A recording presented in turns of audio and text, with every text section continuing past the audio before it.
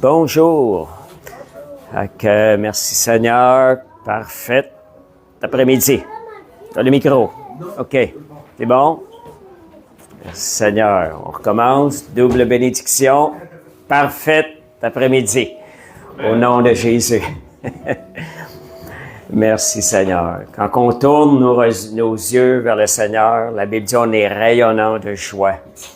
Quand on pense à ce qu'il a fait pour nous, tout ce qu'il met devant nous, tout ce qu'il a accompli à la croix, son œuvre parfaite qu'on est en train de découvrir, puis qu'on en connaît peut-être juste une petite partie, Dieu a des choses à préparer pour nous au-delà de ce qu'on peut penser ou imaginer.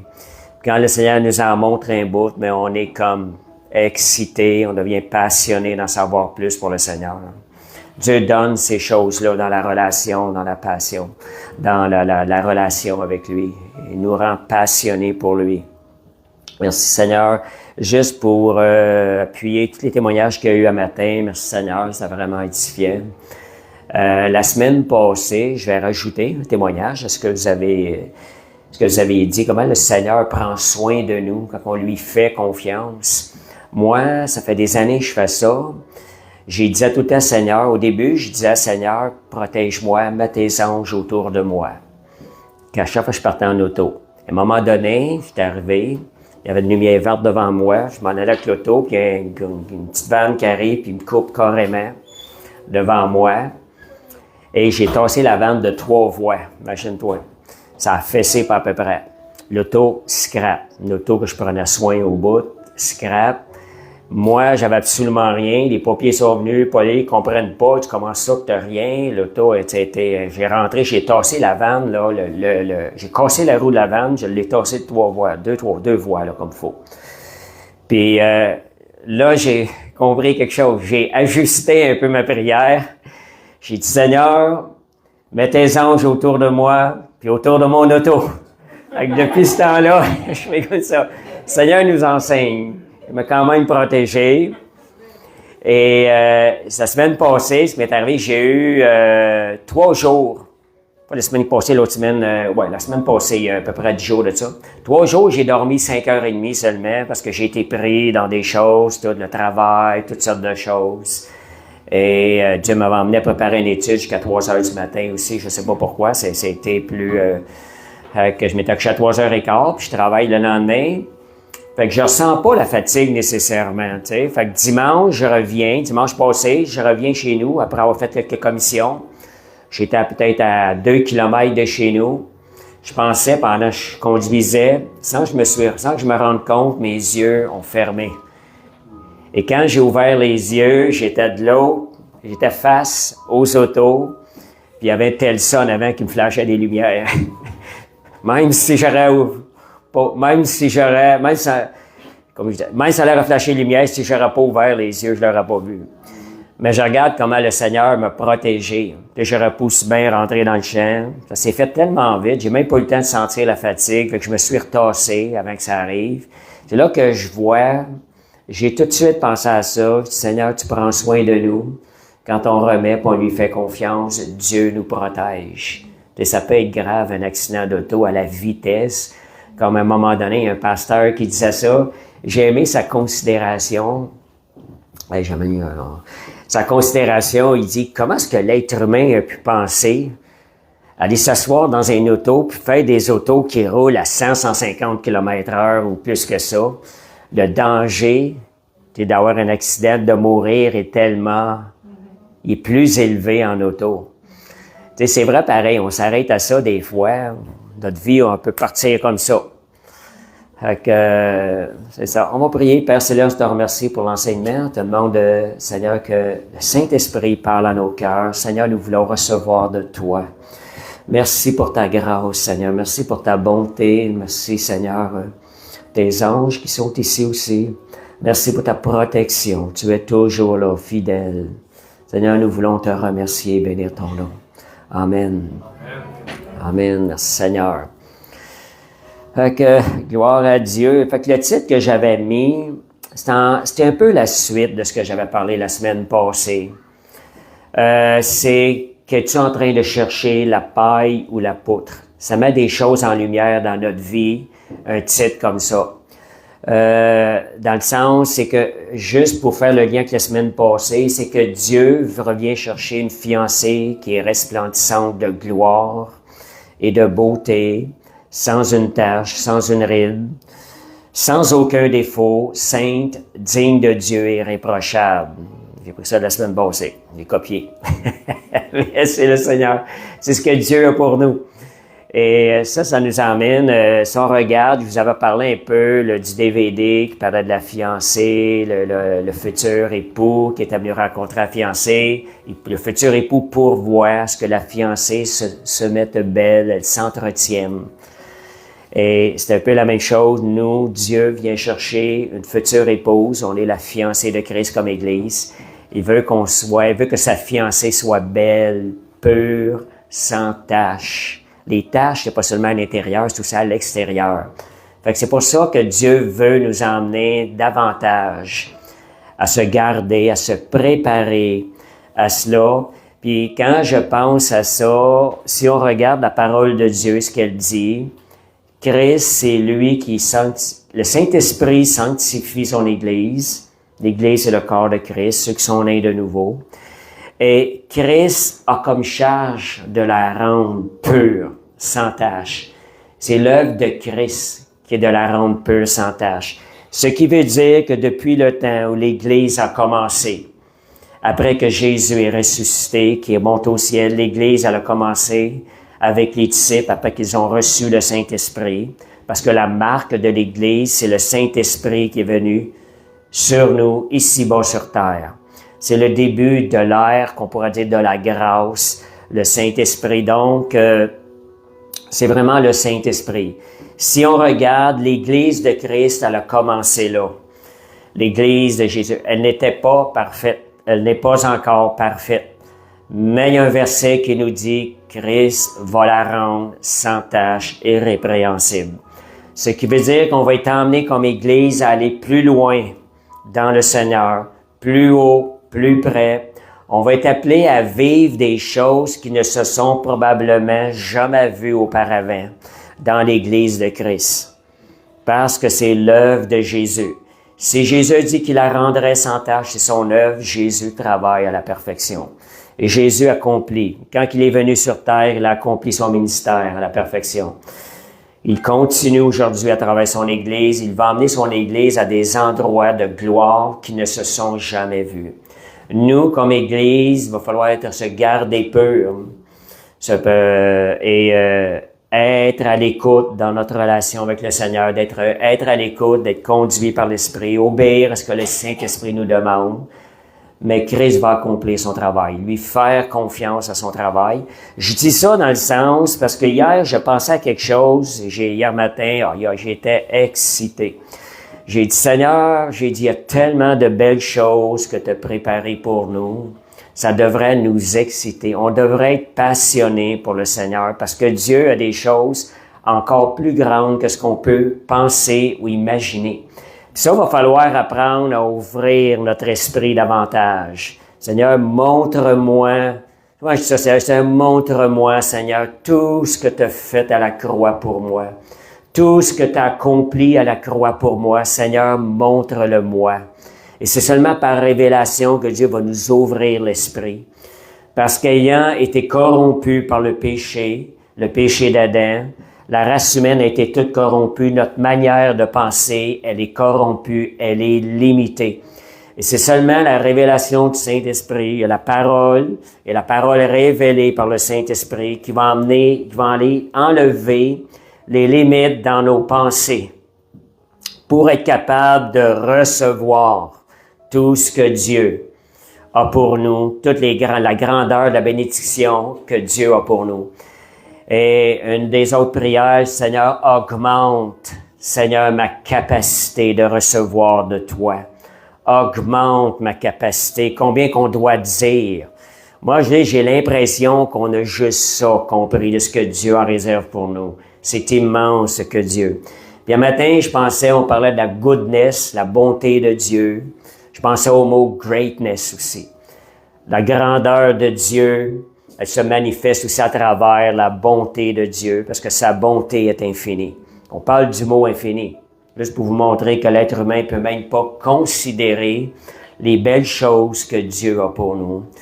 Fait que nous, il faut apprendre à ouvrir notre cœur, renouveler notre intelligence, notre esprit, nos pensées, avec la parole de Dieu, mais aussi avec la parole Réma, révélée de Dieu. Le Saint-Esprit va venir enlever des barrières, des choses autour de nous, au-dessus de notre raisonnement. Comme je vous disais, moi, faisait 5 ans, j'étais au Seigneur.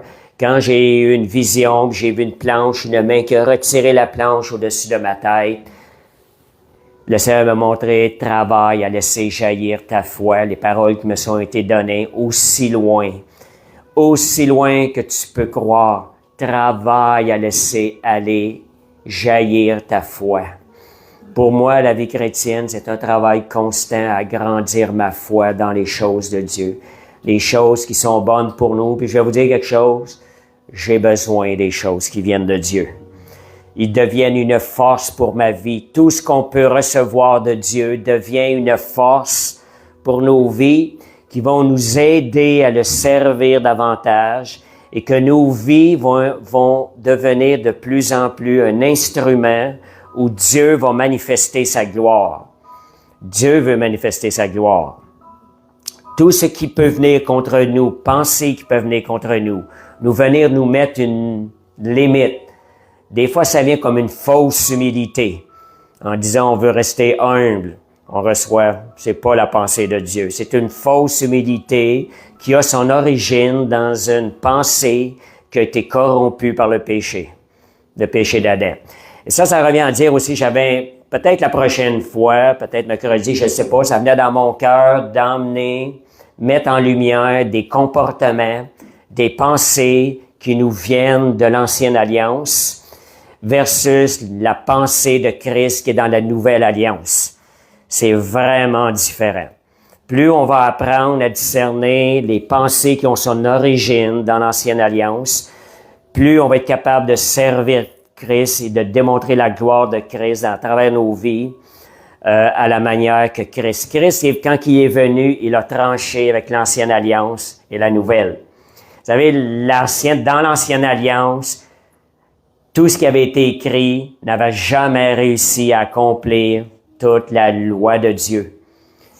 Et je vais faire une petite parenthèse pour la loi pour expliquer de façon simple, quand on parle de loi de Dieu, loi est rattachée au mot légalisme. Le légalisme, c'est la façon de penser dans l'Ancien Testament. La façon de penser de l'Ancien Testament, c'est que tu devais gagner la faveur de Dieu par tes bonnes œuvres. Ben, ça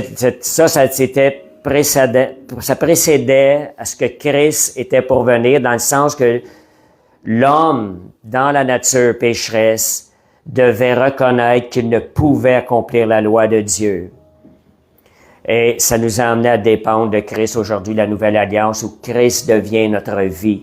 Et dans l'Ancienne Alliance, comme je vous disais, jamais personne n'a pu accomplir la loi de Christ. Puis quand je parle de loi, c'est pas seulement les 10 commandements.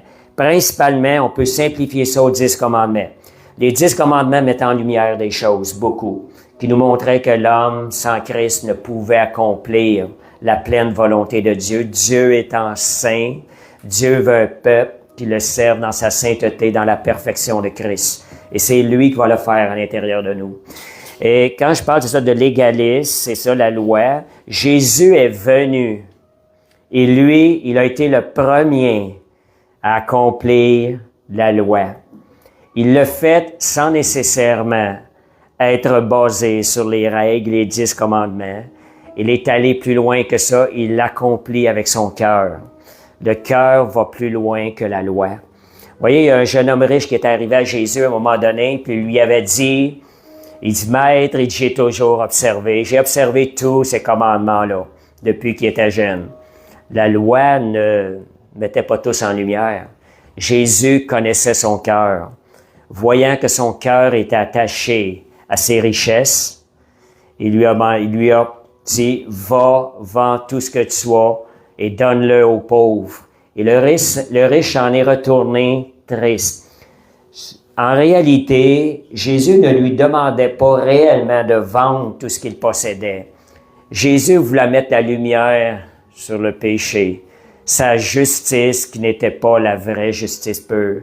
Il a mis le doigt sur le bobo. Ça, c'est la nouvelle alliance. Vous voyez, l'ancienne alliance, c'est la loi qui comporte les 10 commandements en général. On sait que les Juifs ont rajouté d'autres règlements en plus qui devenaient encore plus religieux, des règlements qui éloignaient le cœur de Dieu, qui centraient sur le vieil homme, des efforts de l'homme qui était corrompu, qui avait la racine de Satan en eux. Le vieil homme, avant que nous venions à Christ, nous sommes nés pécheurs, nous avions en nous la racine de Christ. La racine du péché, excusez. Et aujourd'hui, ayant la nouvelle vie en Christ, ce n'est plus nous qui vivons, c'est Christ qui vit en nous. Puis ça, c'est glorieux, là. Quand je vous parle de ça, c'est glorieux, la vie de Christ en nous. Vous savez, il y a des gens ça va leur faire peur d'entendre ça. C'est la parole. Je vais vous expliquer pourquoi. Quand elle dit, nous sommes des dieux. C'est écrit dans l'Ancien Testament. Avec un petit D, je mets la spécification. Nous sommes des dieux. Et Jésus l'a même repris dans le Nouveau Testament, cette chose-là. Ça peut faire peur à des gens. Des fois, ça peut attirer des jugements sur nous. Mais quand on comprend la profondeur de la parole, puis qu'on regarde à la Nouvelle Alliance, à ce que Christ a fait pour nous, dans Galates 2:20, quand ça dit « Ce n'est plus moi qui vis, c'est Christ qui vit en moi ». Vous voyez, quand que ça dit qu'on est des dieux, c'est qu'on peut accomplir toute chose. Toute chose devient possible. En d'autres mots, pour simplifier ça, on peut dire on est Dieu avec Dieu, mais on n'est rien sans Dieu, si on met un peu plus de spécification. Mais il ne faut pas avoir peur d'avancer vers la perfection que Christ, comment est-ce que Christ nous appelle. Si c'est Christ qui vit en nous, nous pouvons vivre une vie de plénitude. Nous pouvons vivre une vie sans péché. Ça fait peur à des gens aussi. C'est pas une question d'orgueil, c'est où est-ce qu'ils sont nos yeux. Si nos yeux sont sur Christ, ce n'est plus moi qui vis, c'est Christ qui vit en moi. Et si c'est Christ qui vit en moi, notre vie va manifester la même chose que Christ. Puis il y a une autre chose, s'il y en a qui disent on est des, comment est-ce qu'on peut dire ça en français? Des suiveurs de Christ. On est des followers of Christ. C'est plus que ça. Vous savez, quand que Dieu nous montre une vérité plus loin, la vérité plus basse, elle devient un mensonge. Quand vous connaissez quelque chose. La Bible dit on est co-héritier avec Christ. On n'est pas là derrière Christ à suivre comme ça. Non, on est à côté de Christ, main dans la main. Ayant la main avec Jésus qui marche avec nous, nous pouvons marcher dans la gloire de Dieu. Et nous pouvons faire la volonté de Dieu. Vous voyez qu'il y a des petits points, des fois, qui font des déblocages, qui nous emmènent davantage à prendre notre place, à recevoir tout ce que Dieu a préparé pour nous. Fait que c'est pour ça aujourd'hui, pour commencer mon étude encore, là, que je disais que c'était la suite de la semaine passée. Dieu veut nous emmener plus loin comme Église. Il va falloir enlever les limites de notre foi, croire que les bontés de Dieu, elles ont été assez grandes et Dieu veut les accomplir à travers nous. Et Dieu se charge aussi de nous garder. C'est pas quelque chose qui va nous emmener dans l'orgueil, au contraire. Tout ce que nous pouvons recevoir de Christ, je veux le recevoir. Ça va devenir une force qui va m'aider à le servir davantage. Et c'est pas quelque chose comme les corrompre mon âme. Parce que recevant de la bonté de Dieu gratuitement, notre cœur va émerger en reconnaissance encore davantage. Et c'est ça la nouvelle alliance. Je vous dis, je pensais à beaucoup de choses cette semaine. J'ai déjà une moitié d'études, j'écrivais des choses qui me venaient à l'esprit. Différence entre les pensées de l'ancienne alliance versus la pensée de la nouvelle alliance. C'est vraiment différent, c'est même opposé. La Bible dit la chair a des désirs contraires à l'esprit. L'ancienne alliance, elle est contraire à la nouvelle alliance. Jésus est venu accomplir la loi. La loi est bonne. Mais la pratique de l'ancienne alliance était pour nous démontrer que nous ne pouvons pas servir Dieu avec la nature pécheresse que nous avons. La semence de péché, la tâche du péché originel qu'on appelle. On ne pouvait même pas servir Dieu parce que Dieu est trois fois saint. Ce qui est merveilleux, c'est que Jésus nous a donné une nouvelle vie qui est sans péché, un nouveau départ. Ce n'est plus moi qui vis, c'est Christ qui vit en moi. Écoutez-vous parler des fois. Est-ce que vous êtes en train de parler du moi? La Bible dit ce n'est plus moi qui vis. Si vous êtes en train de parler du moi, vous êtes en train de retourner dans l'ancienne alliance, où cette pratique-là n'a jamais accompli la loi. Il faut apprendre à vivre selon ce que la parole de Dieu dit. Je suis co-héritier avec Christ. Et parce que je suis co-héritier avec Christ, oui, je peux marcher en nouveauté de vie, dans une vie de sainteté. Et c'est possible. Moi, le Seigneur, je recherchais à un moment donné, dans les premiers temps, comme je vous dis, après 5 ans, quand cette première vision-là, ça a déclenché en moi quelque chose, là. Il n'y a plus rien qui était pour m'enlever ça. Parce que j'avais eu de l'opposition avant ça, le Saint-Esprit m'enseignait. Et j'avais de l'opposition dans le sens, non, c'est juste l'autre côté du ciel, des choses de même. Puis quand j'ai eu cette révélation-là, j'étais passionné. Je pouvais parler jour et nuit du Seigneur. Et c'est vrai ce que je vous dis. Puis pourtant, je n'avais pas enseigné jamais avant, mais je pouvais parler jour et nuit du Seigneur quand j'ai reçu ça. Et pourquoi que je vous dis ça, c'est...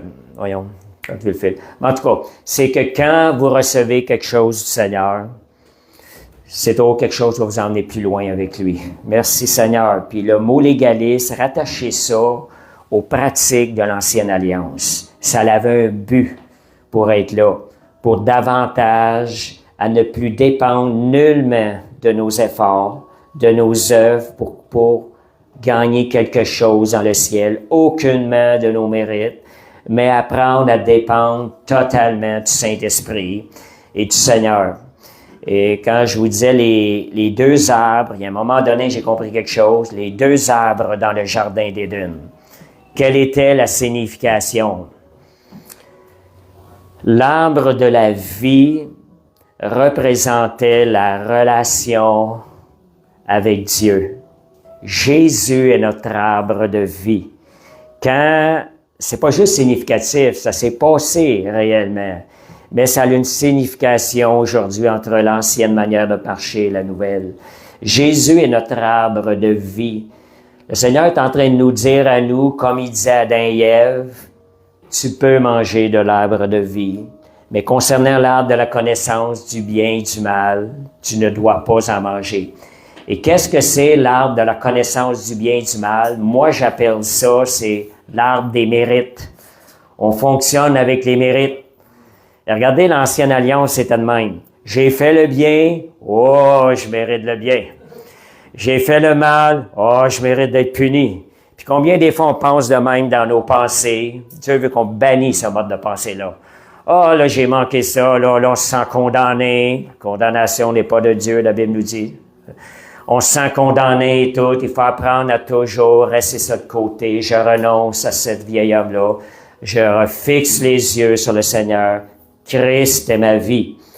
Puis, autre chose aussi, lorsqu'on est venu au Seigneur, qu'on a reçu cette vie parfaite-là, cette vie pure de Christ-là, cet homme nouveau qui n'a jamais péché, cette nature nouvelle-là à l'intérieur de nous, lorsqu'on a reçu ça à l'intérieur de nous, quand on a été sauvés, voyons, la misère, là, je pense à... ce que c'est des fois, je parle. J'ai trop de choses en tête qui me viennent à l'esprit pendant que je parle. Là. Lorsqu'on a reçu cette nouvelle vie-là, ben, la possibilité de marcher pleinement dans les voies de Dieu, elle nous est ouverte. Elle nous est devenue possible. Il est possible de marcher dans la sainteté de Dieu tous les jours de notre vie. C'était cette pensée-là, cette recherche qui m'avait amené à chercher la face de Dieu dans ces années-là, les premières années. Et Seigneur, j'ai besoin, c'était le désir qui était dans mon cœur. Je prenais la parole de Dieu, j'ai dit, Seigneur, dans Luc, ça nous disait qu'un sauveur qui nous délivrerait de tous nos ennemis et qui nous ferait marcher dans la sainteté et la justice tous les jours de notre vie. Je prenais cette parole-là, Seigneur, tu l'as écrit. J'ai dit, Seigneur, je la veux. Quand on prend la parole de Dieu au sérieux, on est en train de reconnaître la vérité de sa parole et Dieu commence à l'accomplir en nous. Quand vous vous mettez à chercher la parole dans la simplicité qu'elle est écrite, Dieu va venir travailler en vous, va vous emmener la révélation, puis va vous faire entrer dans ces choses-là. Et quand j'avais eu cette vision-là, c'est suite à ça, puis le Seigneur m'avait montré, j'avais quelque chose dans mon cœur. Quand j'avais eu ça, je disais, l'apôtre Jean, je lisais les épîtres de Jean qui nous parlent de l'amour du Père. Puis dans mon cœur, c'était Jean, à partir du moment donné qu'il est rentré dans l'amour du Père, il n'en est plus jamais ressorti le restant de ses jours. Jean a marché dans une vie de pureté, de sainteté jusqu'à la fin de sa vie. C'est ce que je crois. Et pendant que j'avais cette pensée-là, je suis allé lire un livre. Dans le chapitre que je lisais, l'auteur disait la même chose que moi. Le Saint-Esprit vient confirmer des fois des choses. Fait on doit aller dans cette direction-là. Le Seigneur est avec nous. Puis, concernant l'apôtre Jean, ce que j'ai entendu dire dernièrement, il fallait que, quand je lui disais, ce n'est plus moi qui vis, c'est Christ qui vit en moi, c'est Christ qui vit en nous. L'apôtre Jean, il avait été mis dans des barils d'huile toute une nuit, d'huile bouillante. Comment un être humain peut subsister? Ce n'était plus lui qui vivait, c'était Christ qui vivait en lui. C'est tout un témoignage de montrer comment est-ce que Dieu peut nous emmener plus loin. Merci Seigneur. Puis comme ça, je l'ai dit tantôt, j'ai perdu le fil. Quand on a été sauvés, on aurait pu aussi bien être emmenés tout de suite au ciel. On avait la nouvelle vie en nous. Mais on a été sauvés, non plus pour vivre pour nous-mêmes. On a été laissés ici pour manifester la gloire de Dieu, manifester Jésus sur cette terre par le Saint-Esprit. C'est ça l'Église. Merci Seigneur. Donc, une Église sainte, c'est une Église, le mot saint, je répète un peu des choses que j'ai parlé la semaine passée, c'est une Église qui a été mise à part. Une Église qui va sortir de la norme habituelle, du raisonnement humain habituel. Dieu va emmener son Église dans des nouvelles choses que peut-être qu'on n'aurait jamais pu penser. Il faut préparer notre cœur, ouvrir notre esprit. On est un esprit qui a un âme qui vit dans un corps. On va marcher plus par le Saint-Esprit. Ça, c'est le travail de Jésus. Nous, on a simplement à accepter ce que Jésus prépare pour nous, ouvrir notre esprit à ça. Seigneur, tu vas nous emmener encore plus loin que ce qu'on n'a jamais vu ou expérimenté. Merci Seigneur. Alléluia. Et concernant, je vais aller au verset Luc 6, 41, 42. On parle d'une Église sainte, pure et répréhensible. L'Ancienne Alliance parlait d'œuvres extérieures, de doctrine, de règlements. Jésus est arrivé avec la Nouvelle Alliance. Il a comme ramené tout au niveau du cœur, plus profond qu'extérieur. Il est venu au niveau du cœur. Donc, ce verset-là est une exhortation à sonder notre cœur. Et ça, j'ai appris ça au début de ma vie chrétienne. Pourquoi vois-tu? Jésus qui parle là. Et Jésus, comme je vous disais, il est venu défaire les pratiques de l'Ancienne Alliance. Je dirais pas défaire à 100%, c'est délicat de dire ça. Il est venu plutôt l'accomplir, mais l'accomplir au profond, au plus profond que ce qu'on pouvait le comprendre. Il a ramené les choses au niveau du cœur. Pourquoi vois-tu la paille qui est dans l'œil de ton frère et n'aperçois-tu pas la poutre qui est dans ton œil? Dans l'Ancien Testament, ça disait œil pour œil, dent pour dent. Il y avait la lapidation, toutes sortes de choses comme ça dans l'Ancien Testament. Jésus est venu accomplir la loi dans la profondeur jusqu'au cœur. Fait que la manière d'appliquer, la manière de servir Dieu, elle est différente, elle est plus profonde et elle plaît aux yeux de Dieu. Ici, ce que je veux dire à travers ce verset-là, si vous ressentez quelque chose contre un frère ou une sœur, vous ressentez quelque chose, la première chose, quelque chose qui vous fatigue, la première chose à faire, c'est de se tourner vers nous, de se poser des questions.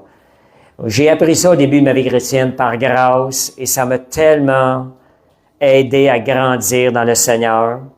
Je vois quelque chose sur un frère, ça me fatigue. La première question à se poser, serait-ce moi qui a une poutre dans mon œil? Pourquoi que ça me fatigue de même?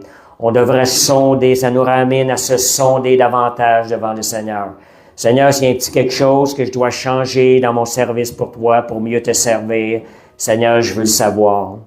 Je veux comprendre pourquoi que ça m'affecte comme ça. On sonde notre cœur. C'est ça la question de qu'est-ce qu'on est en train de chercher. Si on est en train de chercher la paille, on a oublié qu'il y a probablement une poutre dans notre œil. La première des choses, de se sonder nous premièrement, et de purifier notre cœur. Rendre notre cœur, on n'est pas rendu au bout de notre cheminement de croissance. On a toujours des choses à changer. Fait que premièrement, prenez toutes les occasions pour changer votre manière de voir les choses, changer, purifier votre cœur, votre manière de penser. Moi, au début de ma vie chrétienne, j'avais un frère qui était près de moi. Les gens le traitaient de loup des fois, des choses comme ça. Et on est tous différents. Dieu connaît les cœurs. Il y avait une façon radicale de dire les choses. Ça pouvait fatiguer les gens. Ça ébranlait les gens autour. Mais Dieu connaît le cœur des personnes. Moi, à chaque fois que ça arrivait, ça me fatiguait des fois. Tu sais, des choses, j'avais de la misère. Je me tournais vers le Seigneur, je sondais mon cœur. Seigneur, y a-t-il quelque chose? Et ça m'emmenait davantage à travailler mon cœur, à le voir comme Christ le voyait, d'apprendre à avoir la pensée de Christ envers les gens autour de moi. Et c'est quelque chose qui était vraiment été une base de ma vie chrétienne qui m'a emmené à grandir dans le Seigneur, à toujours me reporter l'état de mon cœur envers Dieu. On sait que la relation, quand on parle de relation avec Dieu, c'est une relation de cœur à cœur. C'est la base de la nouvelle alliance. Donc, ce verset-là devrait nous exhorter davantage à se tourner vers le Seigneur, à regarder à nos cœurs. Quelque chose à l'extérieur nous fatigue. Seigneur, je vais commencer à regarder s'il n'y a pas une poutre dans le mien. Et Jésus apportait des choses. Jésus mettait en lumière des choses. Ces choses-là sont là pour nous ramener à se sonder devant le Seigneur. Et je vous donne la tendance du vieil homme corrompu. C'est des fois, on a tendance, vous voyez la portée à l'intérieur, on a tendance des fois à vouloir exposer d'autres personnes. C'est une tendance qui est là de base, mais quand on apprend à la contrôler avec le Seigneur, on apprend à regarder les autres avec les yeux du Seigneur. Puis quand on apprend à regarder les autres aux yeux du Seigneur, c'est quelque chose qui va aider les autres à grandir aussi à la maturité de Christ. Si nous, on agit comme Christ envers eux, ces gens-là vont recevoir l'effet, le même effet que si Jésus est à côté d'eux en train de les exhorter. Fait qu'on est appelés, nous, à se sonder davantage. Voyez les occasions autour de vous, des fois qui vous fatiguent, qui viennent contre vous.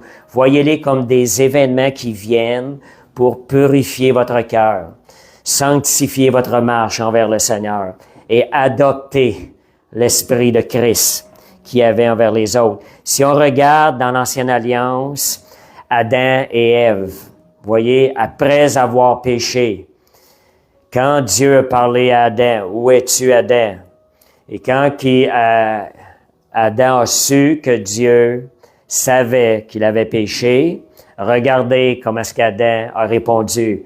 « La femme que tu as mise à mes côtés m'a offert une pomme. » Vous voyez, il était même en train de rejeter ça sur le Seigneur.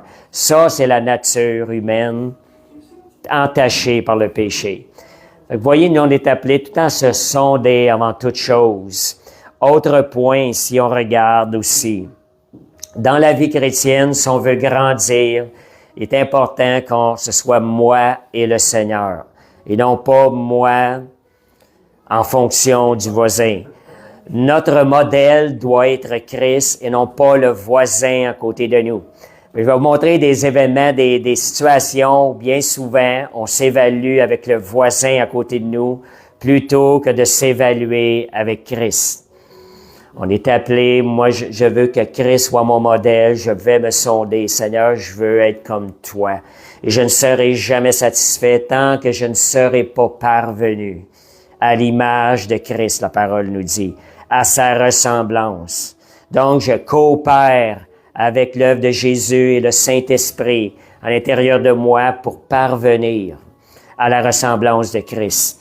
Caïn et Abel, regardez, Caïn, quand il a remarqué que Dieu avait approuvé l'offrande d'Abel, qu'est-ce qui s'est produit en lui?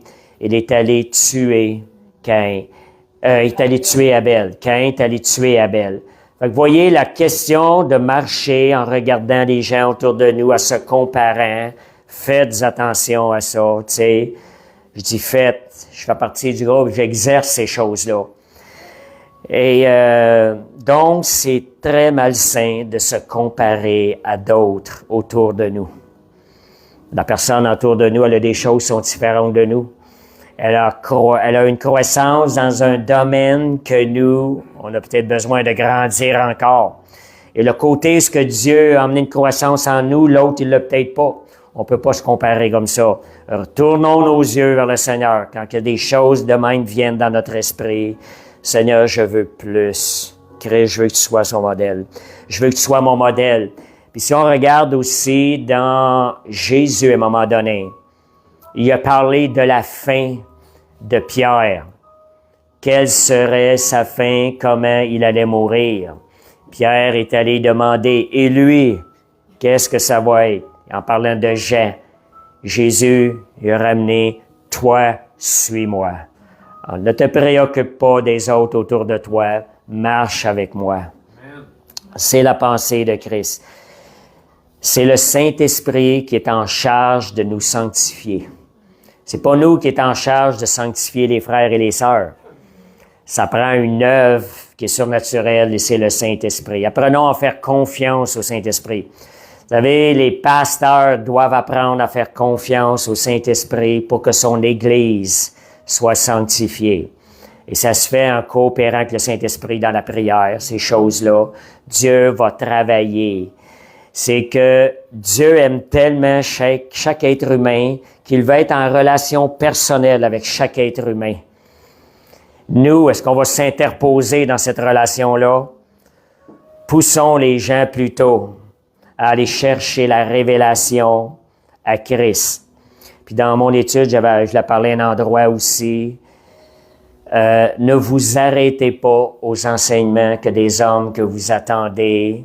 Allez plus loin, demandez que le Saint-Esprit confirme ce que vous avez attendu afin de dépendre davantage du Saint-Esprit. Un pasteur ne doit pas s'interposer dans une relation entre Dieu et ses brebis. Le pasteur doit pousser, prier de façon à ce que les brebis aillent directement dans une relation directe avec Dieu.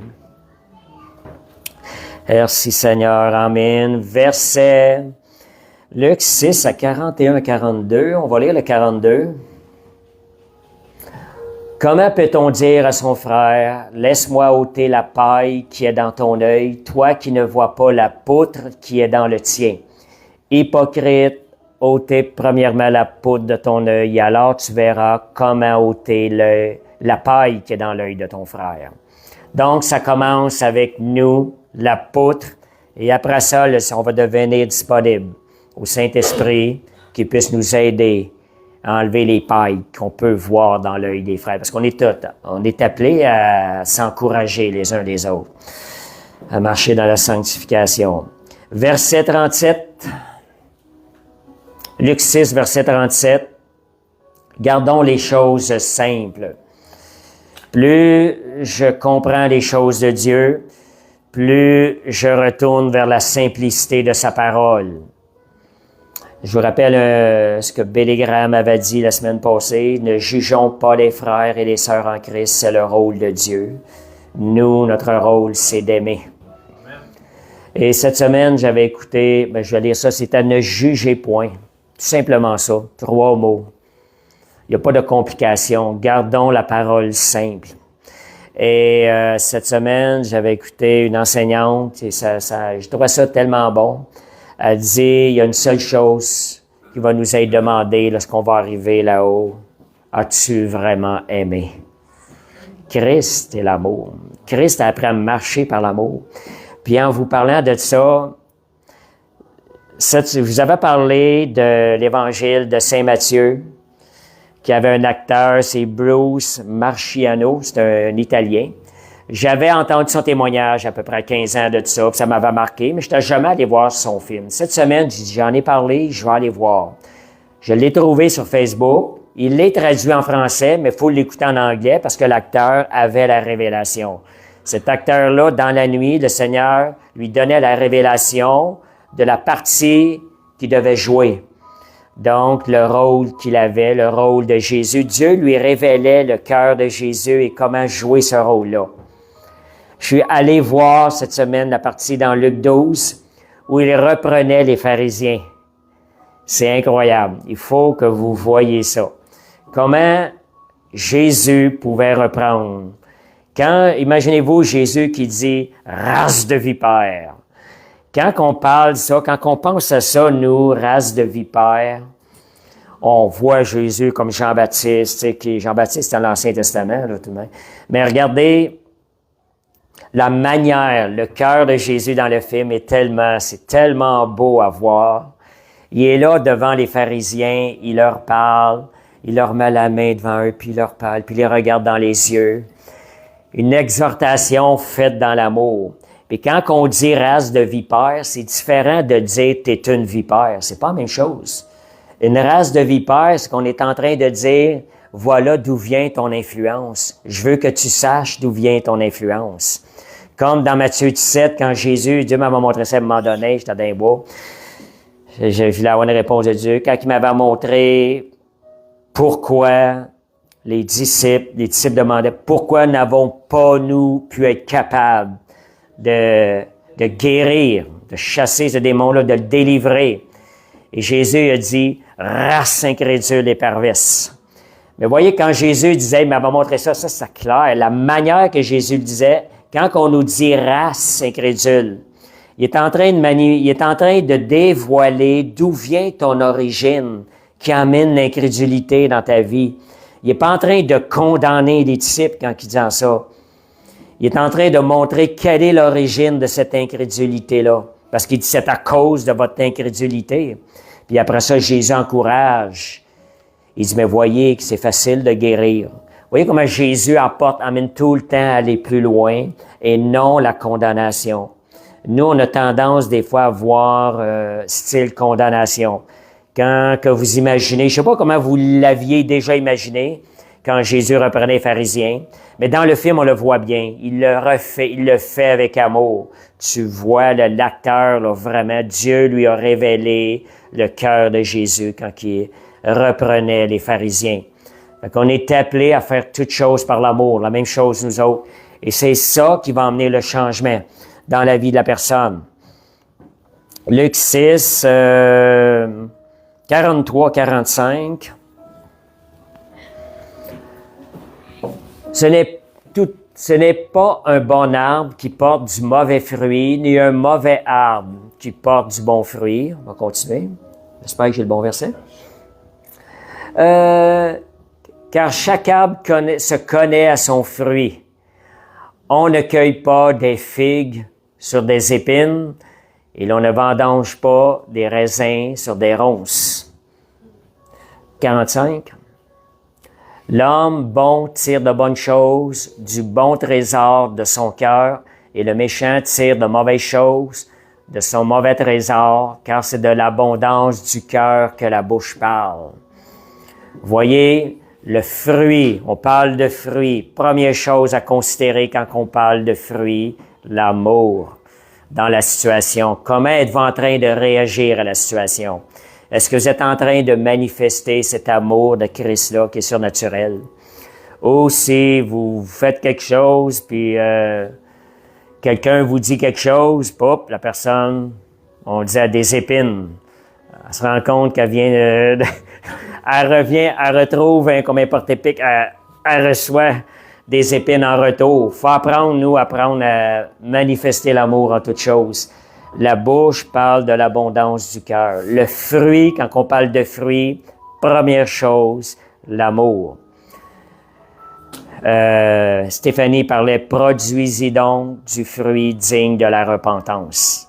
Repentance veut aussi dire changement de direction, qui est visible. L'ancienne alliance et la nouvelle alliance. Dans la nouvelle alliance, le fruit qui va être sorti, c'est l'amour. Donc, regardez à ce qui sort, sondez ce qui sort de la bouche, de notre bouche, que ce soit comme Christ. Autre chose, Luc 6, mais on n'ira pas, je vais juste le dire. Tout ce que vous voulez que les hommes fassent pour vous, faites-le de même pour eux. Un bon filtre. Est-ce que ce que vous êtes en train de faire, vous aimeriez qu'on fasse ça sur vous? Est-ce qu'il va sortir de votre bouche? Est-ce que vous aimeriez que la même chose sorte de la bouche des autres envers vous? Fait que se sonder à ce niveau-là. Je vous ramène aujourd'hui à aller plus loin, sonder nos cœurs, les motivations, pour nous amener, parce que dans la Nouvelle Alliance, Jésus vient plus loin que les règles et nous amène l'origine dans notre cœur, d'où provient le fruit. Parce qu'un fruit va être produit selon l'origine. Quelle est l'origine? C'est au fruit qu'on va voir. Vous allez voir un arbre dehors, vous ne le connaissez pas. Lorsque vous allez voir le fruit, vous allez le reconnaître. C'est ça. Et une manière extraordinaire, j'aime ce verset-là, Luc 8, verset 3 à 11. Ça, là, c'est vraiment frappant. Comment Jésus, dans la Nouvelle Alliance, démontre là, comment est-ce qu'on doit nous fonctionner. C'est face à la femme adultère. On est loin d'être comme Jésus, puis regardez comment Jésus a repris la femme adultère. On est loin d'avoir la sainteté. On est en route vers ça. On n'est pas là. Donc, j'ai peut-être pas le bon. C'est Luc 8, verset 3 à 11. Peut-être que je me suis trompé. Luc 8, verset 3 à 11. C'est-tu 6? La femme adultère, non, je sais pas. C'est-tu bien 8? En tout cas, c'est de valeur parce que le verset est tellement... va donc dans le prochain verset. Je l'ai lu un matin, pourtant. OK, Luc 8, la femme adultère, que celui qui est sans péché lui jette la première pierre. Si vous trouvez, j'aimerais ça qu'on lise le verset, là.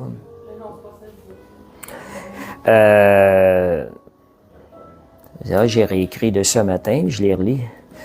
Alléluia, merci Seigneur. Peut-être. Jean 8, verset 3 à 11. On va voir. Je pense que c'est important qu'on le lise parce que pendant qu'on voit la manière que Jésus a abordé le sujet, ça nous pousse à réfléchir beaucoup. Jean 8, oui, c'est exactement ça. C'est Jean 8. Fait que, alors les scribes et les pharisiens amenèrent une femme surprise en adultère. Voyez, surprise en adultère, en flagrant péché. Péché visible, ouvert. Regardez comment Jésus a traité la situation. Ça ne veut pas dire qu'on accepte ça, là, c'est pas ça qu'on veut dire, mais regardez, le plaçant au milieu d'elle, il dit à Jésus, « Maître, cette femme a été surprise en flagrant délit d'adultère. » Dans la loi, on nous a ordonné, on parle d'ordre selon la loi, de lapider de telle femme. Donc, toi, que dis-tu? Il disait cela pour l'éprouver afin de l'accuser. Jésus s'était baissé, écrivait avec le doigt sur la terre. Prochain verset. Comme il continuait à l'interroger, il se releva à leur dire que celui de vous qui est sans péché jette la première pierre contre elle. Et si on regarde par la suite, s'étant de nouveau baissé, il écrivait sur la terre. OK. Chacun, accusé par leur conscience, se retirèrent depuis les plus âgés jusqu'au dernier. Quand vient des fois la tentation de juger des choses des autres, pensez à la parole de Jésus, que celui qui est sans péché lui jette la première pierre. Et plus tard, on voit aussi, j'avais dit, on va aller plus loin, le 10, comme femme, où sont ceux qui t'accusaient? Personne ne t'a-t-il condamné? Le dernier verset. Non, Seigneur, je ne te condamne pas non plus. Va et ne pêche plus. Dieu, Jésus n'approuvait pas le péché. Mais regardez comment est-ce qu'il l'a repris avec amour. Va et ne pêche plus. Et cette femme-là n'a plus péché. Elle n'a plus tombé dans l'adultère. Fait que nous, des fois, face à des situations, entendons le Seigneur qui nous dit que celui qui est sans péché lui jette la première pierre. Voyez, Jésus a fait la même chose qu'il a fait avec le jeune homme riche. Il a ramené la personne à se sonder au niveau de son cœur. Oh. Fait que la Bible, la Nouvelle Alliance, doit nous ramener à se sonder constamment pour garder un cœur pur. Dieu vient chercher une Église pure, sans tache. C'est pour ça que je vous parle de ça. Et merci Seigneur. Fait que moi, je voyais la différence flagrante entre le mode de fonctionnement de l'ancienne alliance et la nouvelle alliance. La nouvelle alliance, elle est supérieure à l'ancienne alliance. On est vraiment dans un air, on a été gratifiés, nous, d'être nés dans une période de grâce. Jésus avait même dit, les prophètes qui sont venus avant vous auraient aimé entendre et voir ce qu'ils voyaient aujourd'hui. Jésus est en train d'amener les miracles, les guérisons, ces choses-là. Matthieu 12, 25 à 26. Donc, on est appelé à représenter Christ. Ce n'est plus nous qui vivons, c'est Christ qui vit en nous. Ça, c'est un autre point, un autre message à travers ça. Juste avant, pour vous mettre en situation, le verset 24. Ah non, OK. Je vais vous le dire. Les pharisiens, cet homme chasse les démons que par Belzéboul, prince des démons. On va aller au verset 25. Tout royaume, regardez ce que ça dit ici. Tout royaume divisé contre lui-même est dévasté, et toute ville ou maison divisée contre elle-même ne peut subsister. On va continuer. 26. Si Satan chasse Satan, il est divisé contre lui-même. Comment donc son royaume subsistera-t-il? Voyez, regardez la pensée de ça. Si on rapporte ça à l'Église de Christ, si l'Église de Christ entre elles se détruit, comment ce royaume-là, cette famille-là va pouvoir subsister? On est appelé à s'encourager. Donc, c'est la même chose. Le cœur de Jésus, entre nous, faisons confiance au Saint-Esprit, allons dans la prière, encourageons-nous les uns aux autres. Dieu veut construire son Église. Fait que tout ce qui vient pour détruire son Église ne pourra pas subsister dans son Église parce que Christ va l'emmener à la perfection. Christ l'emmène à une Église sans tache. Fait que ces choses-là, nous préparons-nous à recevoir ce qui est de Dieu, retirons de nos vies ce qui est pas bon, tout ce qui est négatif, qui vient contre l'Église de Christ, sondons nos cœurs. Parce que l'Église de Christ ne peut pas subsister, ça se détruise entre l'autre, là. Puis Paul mentionnait même aussi s'il y avait des problèmes dans une assemblée, de que ce soit réglé à l'intérieur de l'assemblée. Puis si on imagine ça aussi, imaginez-vous une grande famille qui est bien reconnue, que son nom qui est très reconnu.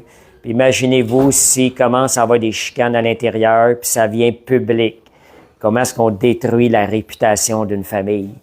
Combien plus la réputation de l'Église de Christ, elle est importante. Veillons, faisons attention des fois à nos paroles. Et puis, merci Seigneur, gloire à Dieu. Donc, Galates 6, versets 1 à 5.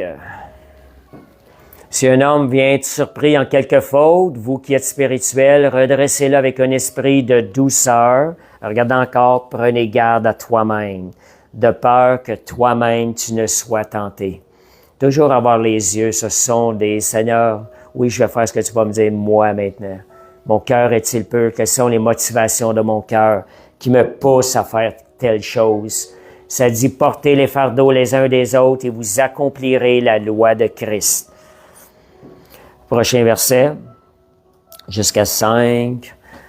Si quelqu'un pense être quelque chose, quoiqu'il ne soit rien, il s'abuse lui-même, le verset 4. Que chacun examine ses propres œuvres. Ça vient avec le titre de mon message. Que chacun examine ses propres œuvres, alors il aura sujet de se glorifier pour lui seul et non par rapport à autrui. Comme je vous disais tantôt, c'est malsain de se comparer aux autres, de s'évaluer face à celui qui est à côté de nous. On ne connaît pas le cœur de la personne. Dieu connaît le cœur de la personne. Donc, petite chose que j'ai publiée cette semaine aussi. Je pognais ça des fois un petit peu. Je trouvais ça bon, ce que ça disait, parce que c'est la pensée des fois que j'ai souvent. On perd beaucoup de temps. Des fois, on peut perdre du temps, des fois, à critiquer quelqu'un ou les autres. Le temps que tu passes à critiquer les autres, utilise-les plutôt pour sanctifier ta vie personnelle avec Dieu.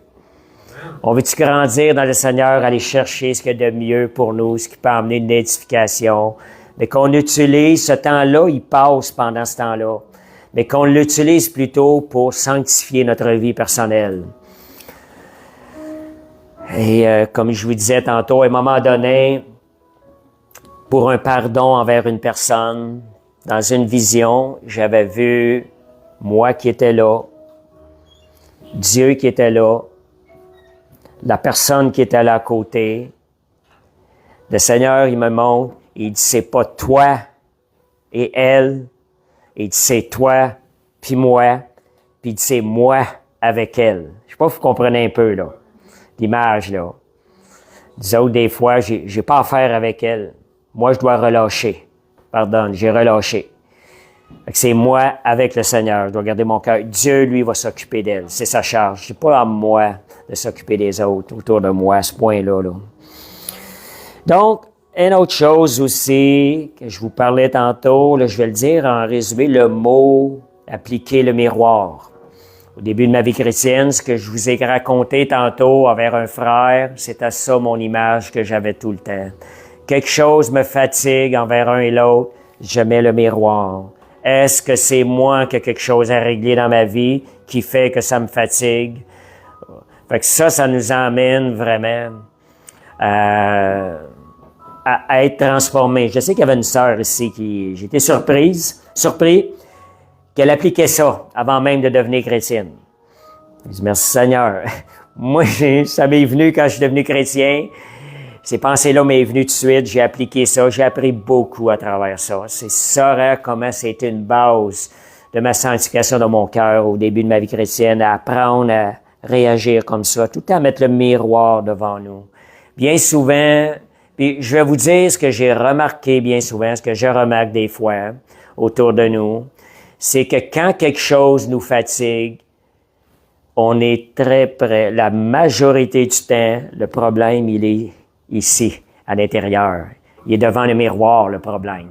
Assez souvent, si ça nous fatigue. Pas toujours, mais assez souvent. Fait que c'est là l'importance de toujours appliquer le miroir pour se sonder. Gardez votre cœur pur. C'est une manière de le faire. Alléluia. Merci Seigneur. Gloire à Dieu. Et amen, amen. Le psaume 139, je pense que je ne l'ai pas donné, 23-24. Je vais le lire, de toute façon, s'il n'est pas écrit.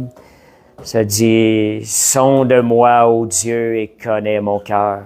Regarde si je suis sur une mauvaise voie, et conduis-moi sur la voie de l'éternité. » Ça devrait sortir souvent de votre bouche envers le Seigneur. Le désir, Seigneur, sonde-moi. Seigneur, je veux être conduit sur la voie de l'éternité. J'ai souvent prié ça au début de ma vie chrétienne dans ces périodes-là. Et qu'est-ce qui fait qu'un cœur, des fois, manifeste la méchanceté? Qu'est-ce qui fait? Quelle est l'origine qu'un cœur manifeste la méchanceté? Plus le cœur est dur, endurci, plus ça devient difficile de reconnaître le péché, ces choses-là. Il faut vraiment garder notre cœur sondé régulièrement, que notre cœur soit sensible à la réprimande de Dieu. Quand Dieu nous prend, nous reprend, qu'il nous fait des choses, Fait que si le cœur manifeste la méchanceté, c'est qu'il n'a pas été mis sur l'autel de Dieu. Quand je parle d'un autel, c'est un sacrifice où le cœur, la pensée de l'homme, du vieil homme, elle est crucifiée.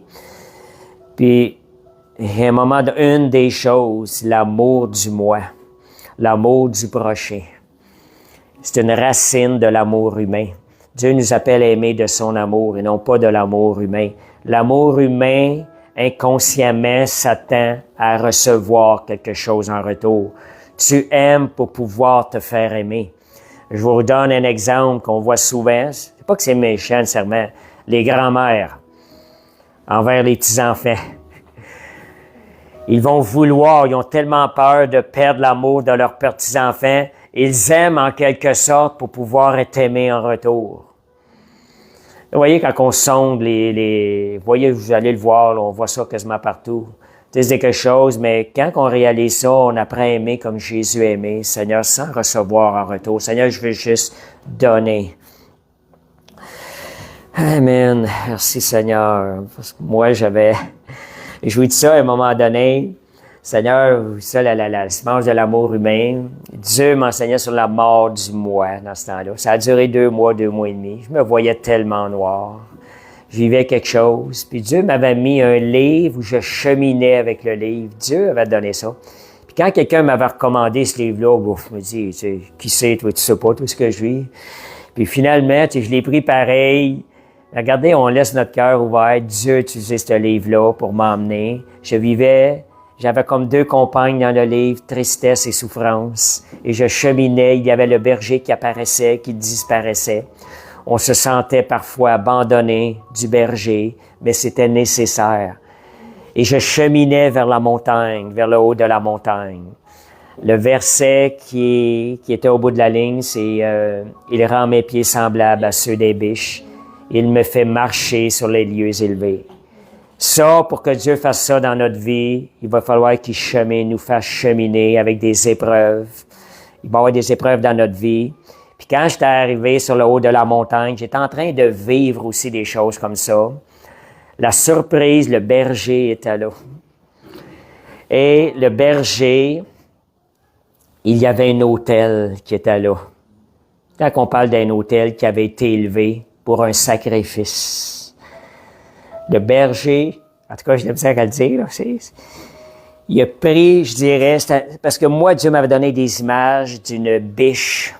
C'était pas ça le livre, mais moi, j'ai tout vu ça en image. Puis c'était comme moi, la petite biche, puis le berger qui était celui, tu sais, un peu comme Bambi, là, qui voulait. C'était toute l'image que j'ai eue tout le long que je vivais ça. Il a pris la petite biche, le berger, il l'a mis sur l'autel pour la sacrifier. Puis savez-vous qu'est-ce qui a été sacrifié? Il est allé arracher la racine de l'amour humain. Dieu, ça m'a resté marqué. Ça faisait partie de mon cheminement. Le Seigneur est en train de m'enseigner la mort du moi. Oui. Fait qu'il est allé arracher la racine. Vous voyez, je sais pas si je vous dis ça, là, des fois, comment c'est subtil, nos motivations à l'intérieur. Et merci Seigneur. Amen. Le Seigneur est bon. Une autre petite chose, Philippiens 2, verset 3. Ça, je vous ai parlé de ça, je parlais de l'autel de Dieu. Des fois, il y a des autels où des choses vont être sacrifiées à l'intérieur de nous. Merci Seigneur. Philippiens 2, 3. Ne faites rien par esprit de parti ou de vaine gloire, mais que l'humilité vous fasse regarder les autres comme étant au-dessus de vous-même. La vraie humilité va vous faire regarder les autres plus grands que vous. Philippiens 2. Et si tu retournes au verset 1 et 2, je ne sais pas si je devrais en parler, mais Philippiens 1 et 2. Pourquoi que ça suit les 2 autres versets où le Seigneur nous demande, on va aller voir ce que le Seigneur nous demande, versets 1 et 2. S'il y a donc quelque consolation en Christ, s'il y a quelque soulagement dans l'amour, s'il y a quelque union d'esprit, s'il y a quelque compassion, quelque miséricorde, ça dit dans le verset suivant, rendez ma joie parfaite. Qu'est-ce qui peut rendre la joie parfaite de Christ? Seigneur, on revient au verset 1. Verset 1. Qu'est-ce qui peut rendre la joie parfaite? Seigneur, y a-t-il une situation où quelqu'un a besoin d'être consolé en Christ? De dire oui, Seigneur, je vais coopérer. Est-ce qu'il y a une situation où quelqu'un a besoin d'être soulagé par l'amour? De dire oui, Seigneur, je vais prendre la situation. Est-ce qu'il y a un endroit où ce que Dieu, tu veux que je sois uni d'un même esprit, avec la personne, l'aider, l'appuyer, ce qu'il est en train de vivre, de dire oui, Seigneur. Compassion, miséricorde, on répond oui au Seigneur. Amen. Fait qu'on va aller au verset 2, juste pour terminer le verset. Donc, voyez ce qui rend la joie parfaite de Christ, que dans le corps de Christ, on ait un même sentiment, un même amour, une même âme, une même pensée. Voulons-nous rendre la joie de Christ parfaite? Dieu nous appelle. Alléluia. Merci Seigneur. Je vous parlais tantôt, quelque chose, ça m'a flashé cette semaine. Ça vous arrive-tu des fois? Tu sais, je vous disais, on regardait le verset, regardez les autres comme étant supérieurs à vous. Inconsciemment, des fois, on peut déclarer des choses. On est en train de se voir supérieur aux frères et à la sœur dans l'assemblée. Je regarde et je sens rien parce que la tendance est là. Je le vois sur des chrétiens qui ont quand même une belle vie chrétienne, c'est assez consacré, mais ce point-là, il est manquant. Je donne ce que je voyais. Malheureusement, les chrétiens dans les églises et Québec sont froids. On voit des chrétiens attristés par la vie des autres chrétiens. Mais ça me sonnait cette semaine quand je voyais des choses de même. Mais voyons, elle est attristée, les chrétiens au Québec sont froids. Qui est-elle pour connaître le cœur des chrétiens dans d'autres églises? Bon, là, ça me parlait là-dessus, tu sais, voyons, tu sais, ça me cliquait pas. Fait que apprenez à voir les autres supérieurs à vous. Ne jugeons pas les autres. Dieu seul connaît leur cœur et Dieu sait quelle œuvre il fait dans les cœurs de chaque personne. Il travaille à la perfection. C'est Dieu qui est leur berger. Fait que je vous dis ça, ça me fait rire parce que je sais que souvent, je suis pas le seul, là, je l'entends souvent autour, on démontre une tristesse à voir d'autres chrétiens fonctionner sans connaître vraiment leur cœur. Ce que Dieu. Faire attention. Tu sais, devant Dieu, on mérite rien, là. Ce qu'on a reçu, on l'a reçu par grâce. Fait que j'ai pas été attristé. Tu sais, telle église, ils sont dans le monde, ils sont ci, ils sont ça. C'est pas l'œuvre que Dieu est en train de faire dans cette assemblée-là. Merci Seigneur. Je vois même des prédicateurs qui sont constamment attristés par le péché des autres. Puis ces gens-là, quand tu es dans cette attitude-là, vous remarquerez ça, vous n'êtes pas en train de dégager la joie de Christ, votre passion pour Jésus. Vous n'êtes pas en train de dégager ça, de refléter ça. Vous n'êtes pas en train de refléter l'image victorieuse, merveilleuse de la vie de Jésus en nous. Des détails qu'il faut changer. J'appelle ça des détails, mais ça vient sonder notre cœur. Seigneur, je vais aller plus loin avec toi.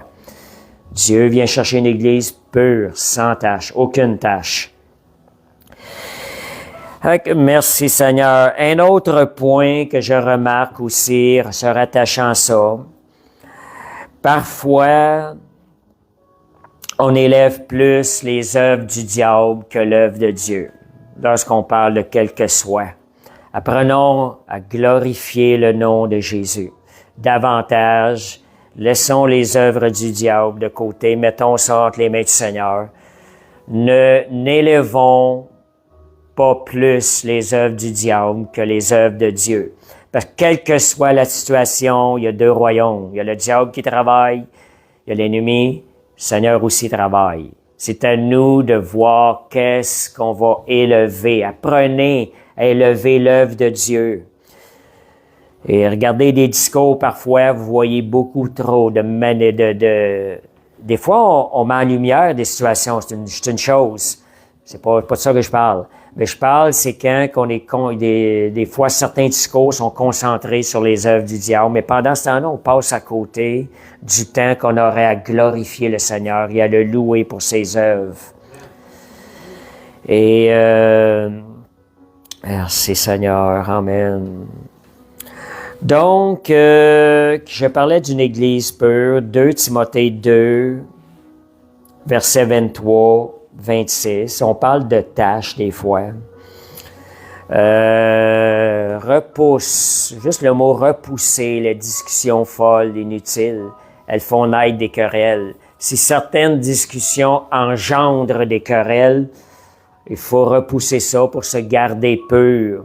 Parce que des fois, quand je disais des fois, j'ai entendu des gens dire ça, je suis pas une poubelle. Moi, la semaine passée, je me rappelle plus qui m'a dit ça. Je suis pas une poubelle. On entend des choses négatives qui sont pas belles. Ça vient mettre des taches sur notre vie.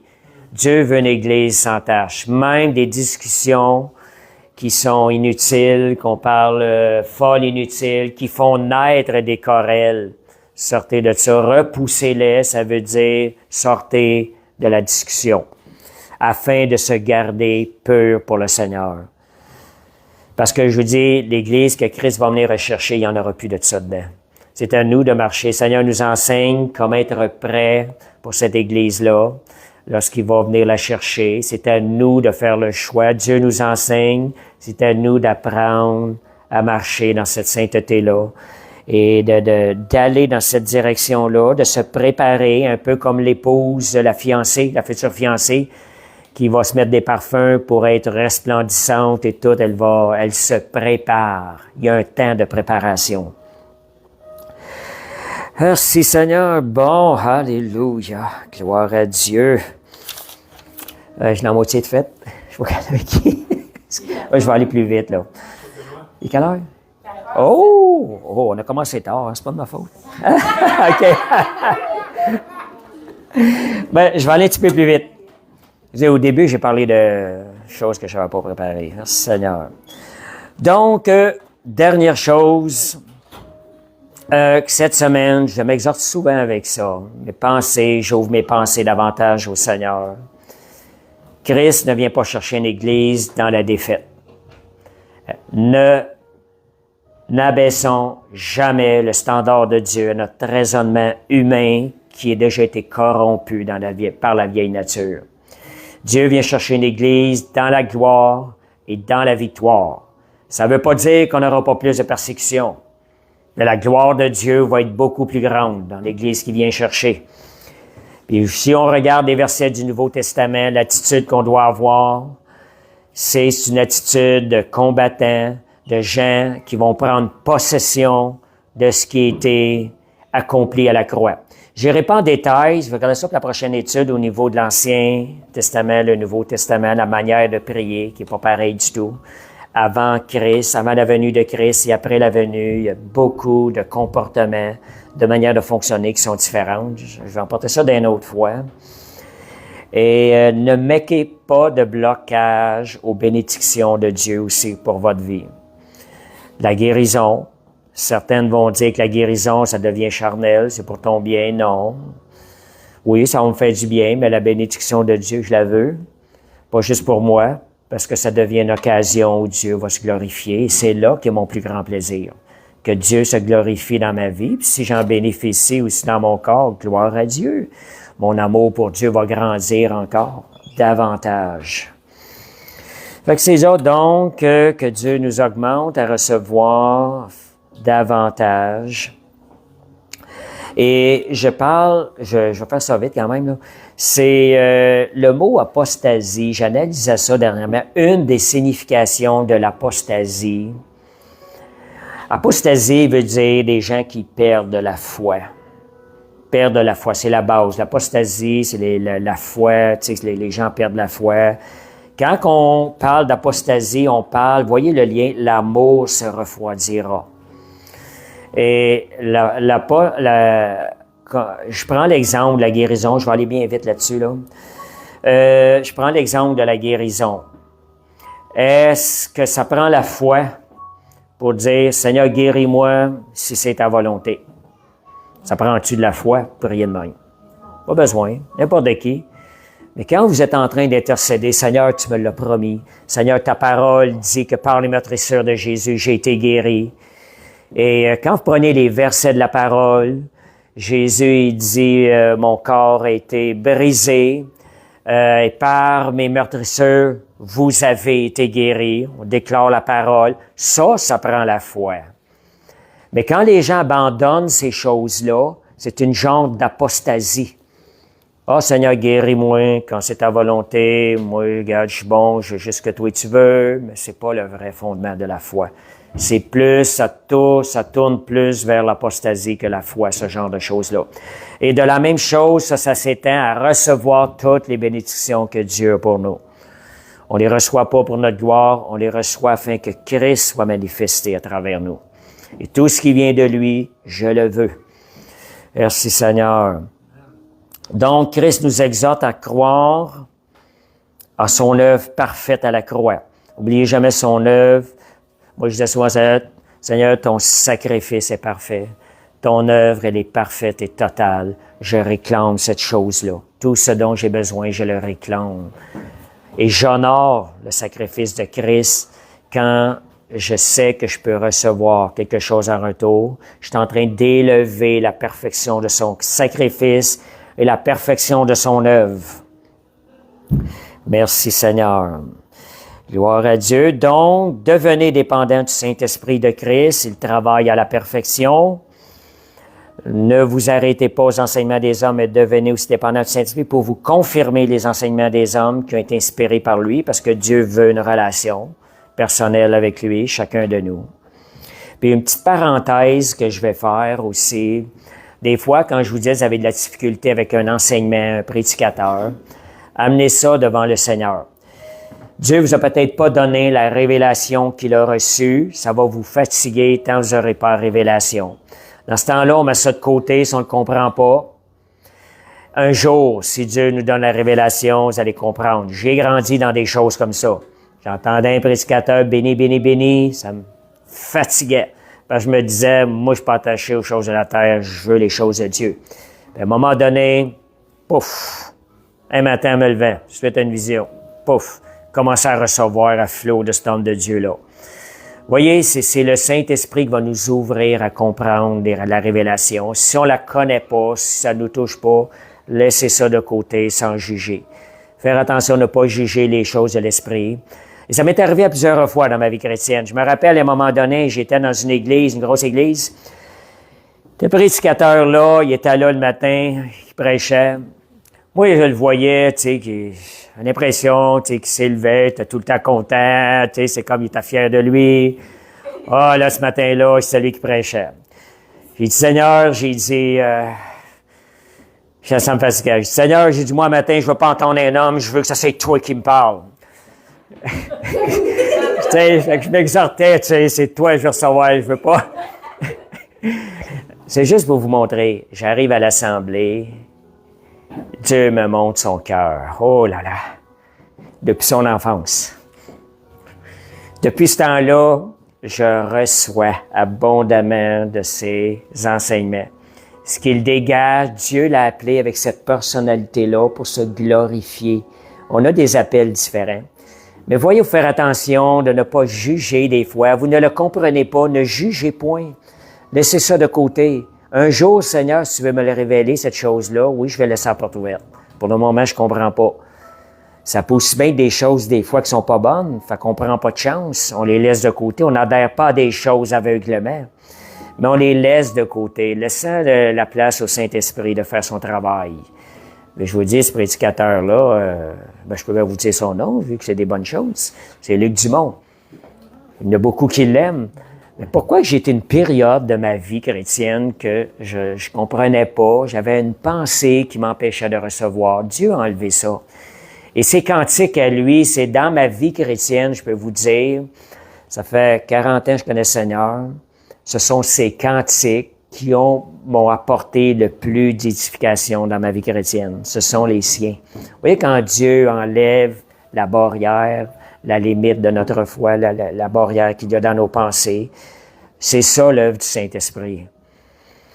Demandons, ayez soif de Saint-Esprit, donne-moi la révélation des choses. Dernier verset, Psaume 127, verset 1.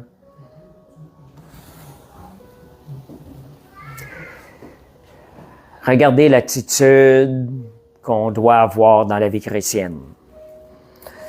Si l'Éternel a bâti la maison, ceux qui la bâtissent travaillent en vain. Donc, c'est l'œuvre du Saint-Esprit de sanctifier son Église, sa future épouse.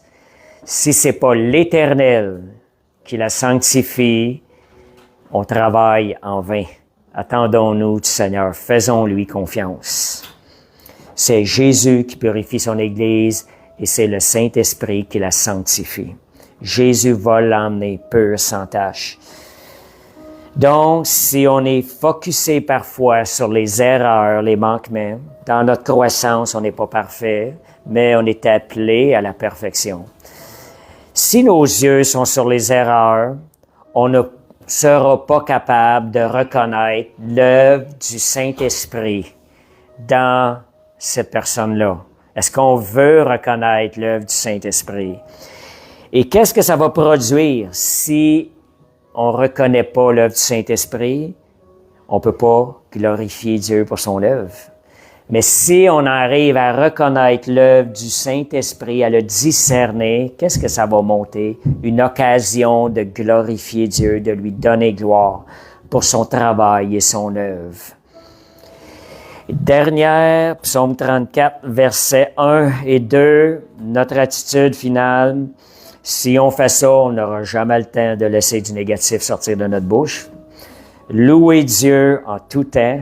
Pour être capable de le louer, il faut être capable de voir ses œuvres, le discerner, avoir cette pensée-là, ne pas juger. Louer Dieu en tout temps. Et ça dit, je bénirai l'Éternel en tout temps. Sa louange sera toujours dans ma bouche. David avait cette attitude-là. David voyait les bienfaits de l'Éternel, reconnaissait les bienfaits de l'Éternel. De la même chose, apprenons à reconnaître le travail de Dieu dans nos frères et nos sœurs et élevons Dieu, élevons l'œuvre de Dieu. Amen. Merci Seigneur. Fait que c'était la fin de mon étude. Merci Seigneur. On va prier. Père Céleste, on te remercie pour ton Saint-Esprit. Père, je demande que ce qui a été commencé encore ce matin, Seigneur, tu nous emmènes plus loin encore que cet enseignement-là, par le travail de ton Saint-Esprit à l'intérieur de nous. Car ton désir, si tu veux qu'on soit en relation directe avec toi par le Saint-Esprit. Merci Seigneur Dieu, ce que tu as commencé, ce que tu vas continuer de nous conduire vers cette Église pure, sans tache, une assemblée pure, sans tache et répréhensible. Et nous voulons te glorifier Seigneur à l'avance parce que toi tu travailles à la perfection par ton Saint-Esprit. Amen.